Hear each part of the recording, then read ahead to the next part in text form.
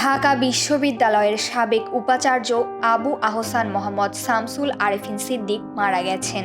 বৃহস্পতিবার ১৩ মার্চ রাতে ইব্রাহিম কার্ডিয়াক হাসপাতালের নিউরোসায়েন্স ইউনিটে চিকিৎসাধীন অবস্থায় শেষ নিঃশ্বাস ত্যাগ করেন তিনি। তার পরিবারের পক্ষ থেকে মৃত্যুর বিষয়টি নিশ্চিত করা হয়েছে।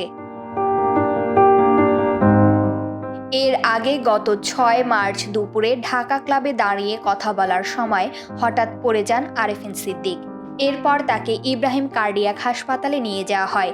সেখানে চিকিৎসা শুরুর পর তাকে নিউরো আইসিইউতে স্থানান্তর করা হয়। সেখানে নিউরোসার্জন অধ্যাপক নজরুল ইসলামের তত্ত্বাবধানে চিকিৎসাধীন ছিলেন তিনি।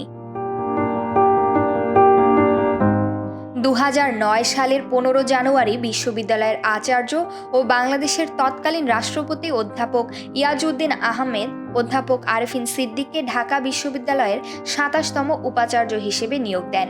তিনি একই বিশ্ববিদ্যালয়ের গণযোগাযোগ ও সাংবাদিকতা বিভাগের শিক্ষক ছিলেন। ২০১৭ সালের ৪ সেপ্টেম্বর তিনি উপাচার্যের দায়িত্ব পালন শেষ করে পুনরায় গণযোগাযোগ ও সাংবাদিকতা বিভাগে অধ্যাপক হিসেবে যোগদান করেন।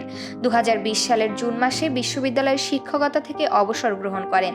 ২০২০ সালের ১৫ জুলাই তাকে বাংলাদেশ সংবাদ সংস্থার পরিচালনা বোর্ডের চেয়ারম্যান পদে নিয়োগ দেওয়া হয়।